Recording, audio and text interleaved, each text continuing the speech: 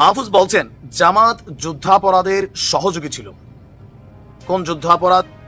আচ্ছা, তার এই বক্তব্যকে ঘিরে জামাত ইসলাম বাংলাদেশের যিনি সেক্রেটারি আছেন এবং সাবেক এমপি অধ্যাপক মিয়া গোলাম পারোয়ার এক হাত নিয়েছেন মাহফুজকে। তিনি বলছেন গত 12ই মার্চ অন্তর্বর্তী সরকারের তথ্য উপদেষ্টা মাহফুজ আলম তার ফেসবুক স্ট্যাটাসে লিখেছিলেন জামায়াত যুদ্ধাপরাধের সহযোগী ছিল।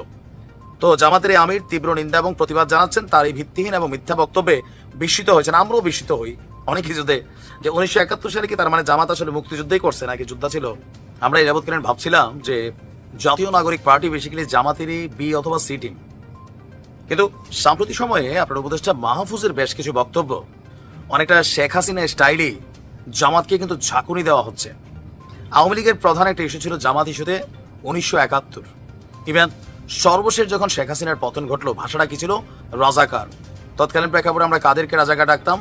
যারা 1971-এ বাংলাদেশের স্বাধীনতার বিরোধিতা করেছিল। সেই প্রেক্ষাপটকে ঘুরা ফিরা বিএনপি তো আনছেই, এখন আমরা দেখছি খোদ সরকারের মধ্যে থাকা উপদেষ্টা মাহফুজ তিনি আনছেন একের পর এক মব ইস্যুতে ঢাবি ছাত্র শিবিরকে নিয়ে বক্তব্যের পর আরেকটা বক্তব্য দিয়েছিলেন, এবার আসছে ফাইনাল আরেকটা বক্তব্য। আসসালামু আলাইকুম প্রিয় দর্শক, কেমন আছেন সকলে? আশা করি সকলে ভালো আছেন।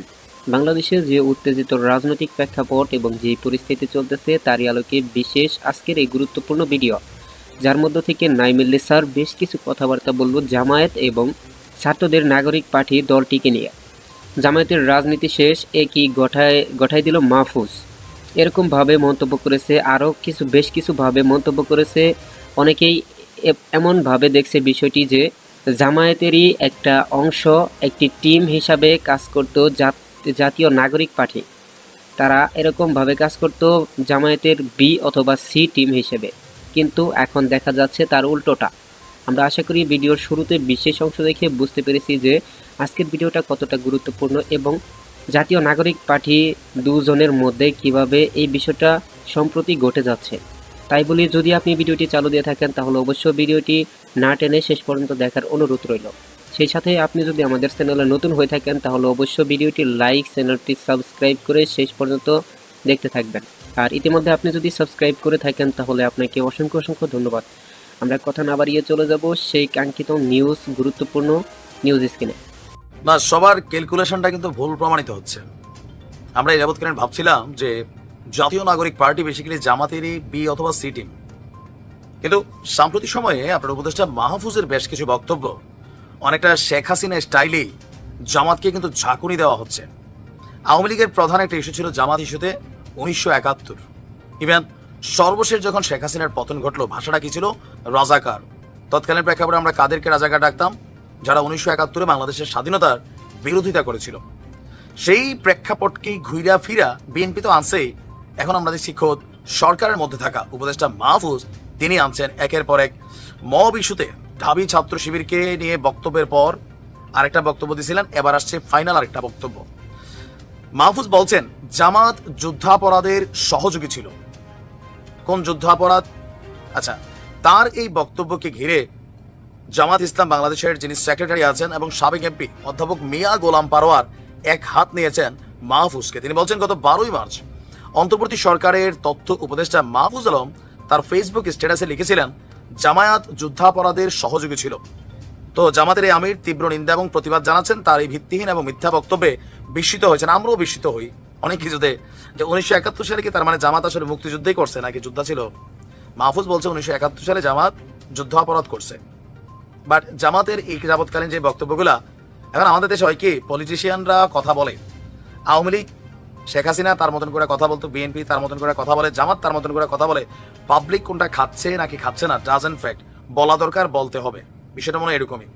তিনি বলছেন মাহফুজ আলমের বক্তব্যের জবাবে আমি স্পষ্ট ভাষায় জানাতে চাই, তিনি জামাত সম্পর্কে ভিত্তিহীন এবং অসত্য বক্তব্য দিয়ে একটি প্রতিবেশী দেশের গুপ্তচর কারাবন্দী শাহরিয়ার কবিরদের ভাষাতেই কথা বলছেন। মানে মাহফুজ আলম ভারতের চর অথবা রয়ের এজেন্ট, এটাই জামাত বুঝাতে চাইছে যে তিনি কথা বলছেন ভারতীয় গুপ্তচরদের ভাষায়।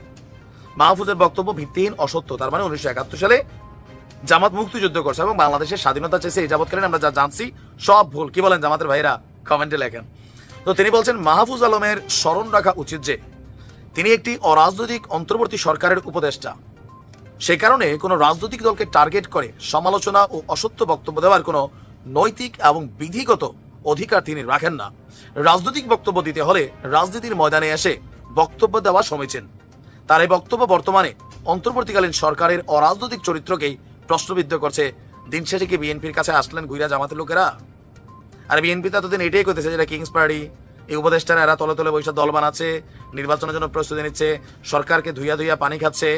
এগুলো তো বিএনপি এতদিন বলতেছে। আর আপনারা তো এতদিন জাতীয় নাগরিক পার্টির ভাষায় কথা বললেন, মাহফুজদের চরম মিত্র হিসাবে দেখলেন, এখন আপনাদের কেন হঠাৎ করে শত্রু মনে হচ্ছে? কারণ এই যাবৎকালীন জাতীয় নাগরিক পার্টির কোনো নেতারা বিএনপিরে ধুইছে আওয়ামী লীগ পড়ার পর দিন থেকে। আর আওয়ামী লীগের তো জাতীয় পার্টির তো জন্মের দোয়াত হচ্ছেই, জামাত নিয়ে কথা বলে না, যার কারণে মনে হয়তো ফাইন ফাইন ফাইন। মানে এখন যখন মাহফুজরা বক্তব্য দেওয়া শুরু করছে, তখন মনে হচ্ছে যে এই সরকারটা অরাজনৈতিক না, এটা সরকারের রুলস নীতি ভাঙে। এরা তো প্রতিনিয়ত এগুলো করতেছিল। খেলা একটা অন্যদিকে জমতেছে। কি হতে যাচ্ছে? যারাই মিঠাই মন্ডা খাওয়ার চিন্তা করছিল, বিএনপি এবং জামাত, দিন শেষে কার ভাগ্যে যে কি আছে এটা এখন বলা বড় মুশকিল। কারণ finally doctor Mohammad Yunus meticulous planner, Sheikh হাসিনার ভাষায়। বাট আমরা বিশ্বাস করি তিনি নোবেল বিজয়ী, আর 2-4-5টা নোবেল পাওয়া উচিত। ভালো থাকুন। আমি আশা করি আজকের ভিডিওটি আপনি খুবই গুরুত্ব এবং মনোযোগ সহকারে দেখছেন। ভিডিওটি সম্পর্কে যদি আপনার কোনো মতামত বা প্রশ্ন থাকে তাহলে অবশ্যই কমেন্ট করে জানাতে ভুলবেন না। আর আপনি কোথা থেকে ভিডিওটি দেখছেন তাও কমেন্ট করে জানাতে ভুলবেন না। আজকের ভিডিওটি আমরা এখানে শেষ করতে যাচ্ছি। দেখা হবে পরবর্তী লেটেস্ট কোনো আপডেট নিউজের সঙ্গে। সে পর্যন্ত আমাদের চ্যানেলে সঙ্গে থাকুন। দেখা হবে পরবর্তী লেটেস্ট ভিডিওতে। আর আবারও বলে রাখি, আপনি যদি আমাদের চ্যানেলে নতুন হয়ে থাকেন তাহলে অবশ্য ভিডিওটি লাইক, চ্যানেলটি সাবস্ক্রাইব করে পাশে থাকা বেল আইকনটি অল করে দিন, যাতে করে এরকম লেটেস্ট আপডেট নিউজ আপনি আমাদের চ্যানেল থেকে পাবলিক করা মাত্রই আপনি